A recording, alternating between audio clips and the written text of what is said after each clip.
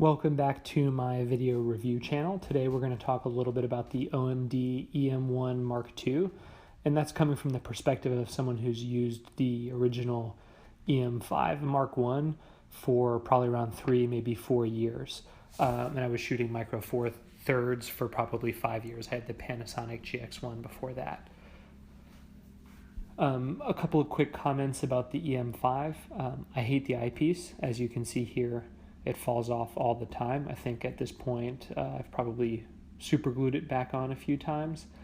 Other things that stood out about the EM5 was that I always shoot it with the grip. It doesn't have a really good grip for larger or heavier lenses. The back button focus is actually pretty hard to reach, and it's mushy, so it kind of shakes the camera when you hit it. And then overall, I'm actually looking to move from shooting 100% photography to probably more of a 50-50 split photo video. So that's part of the reason that I'm looking at the EM1. Right away, what you'll notice is the extra buttons, a lot of extra custom buttons across the top, and then the power button is on the left. Another big thing you'll notice right away is the size of the grip. It's really good for someone with large hands, and it's great for shooting with much heavier or larger lenses like the 12-40, which kind of has that heavy metal construction.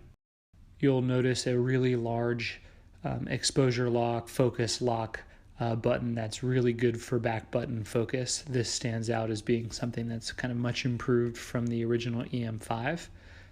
And then overall, the dials that you see on the back, they're grippy, so they're pretty large. They kind of have these big spikes on them, so it makes it very easy to get a grip and control them.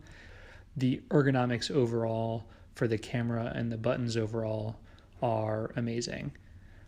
Here we get to the eyepiece. The eyepiece is solid. It looks like it's going to stay on. I've jostled it quite a bit, and nothing has happened. And so that's a huge step up from the EM5 where it keeps falling off. Now let's take a look at the flip screen. I think the first thing is it's nice that this screen can be pointed inwards so that the kind of solid plastic back is what's exposed if you were to throw this in a bag. It's nice to know that it's protected.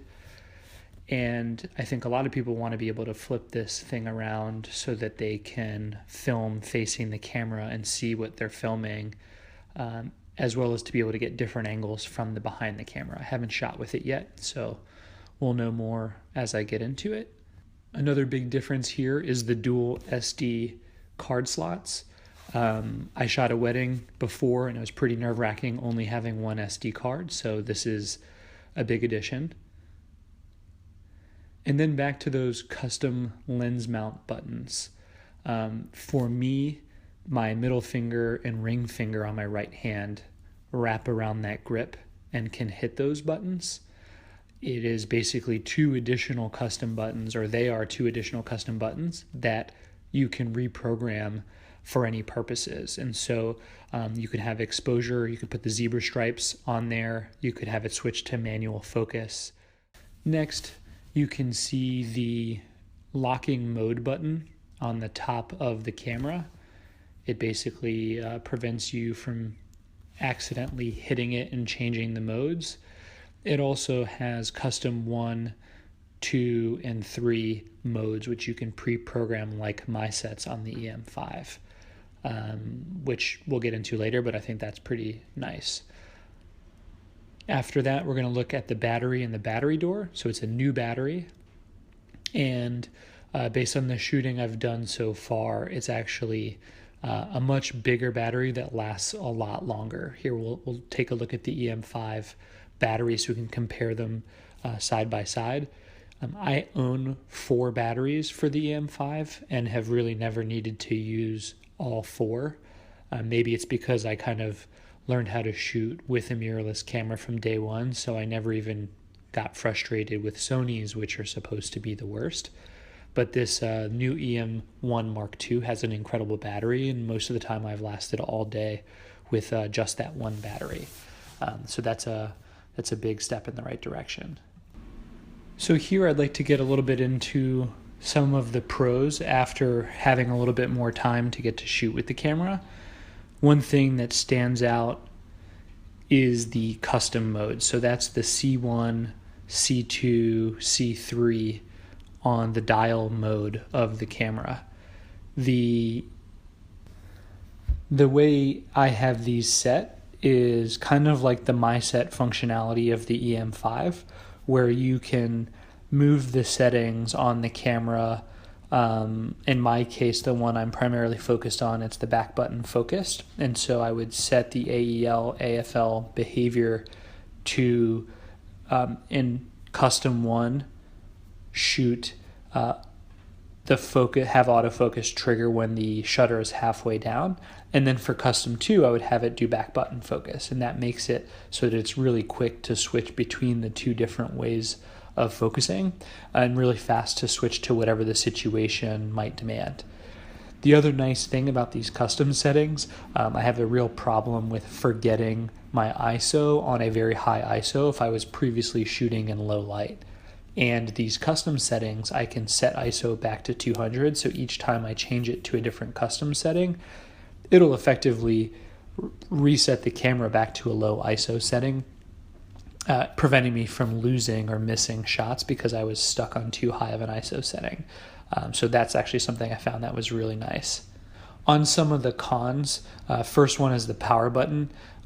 This is frustrating that it's on the left-hand side, because I'm used to being able to shoot with the EM5 one-handed and swipe with my thumb and hit the power button on the right-hand side of the EM5. The second con or second frustration is this flip-out screen. I realize I make most of my photos and videos behind the camera, so I have no real reason to be able to rotate this around and see it from the front. It's nice that I can flip it backwards and store it and toss it in a bag and not have the LCD exposed so that it gets too scratched. But generally I didn't like this because I'm shooting behind the camera. When I shoot two-handed, having that LCD screen out on the side, it just wasn't very convenient and it got in the way. The last con is after using this a lot more, yes, the camera is super fast, but actually the shutter button I found to be a little bit mushy, and I could never quite tell when it was going to trigger and take the photo. There's no kind of distinctive click. So that was also another piece of frustration. Let's get into some sample footage. First, we have actually me driving down a dirt road to a vineyard. This road was filled with potholes, so it was really bumpy.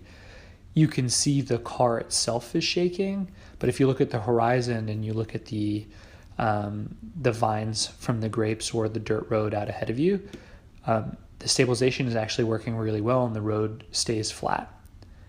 Next, we have all of this stuff is handheld. So next we have just a shot of the water out by the beach.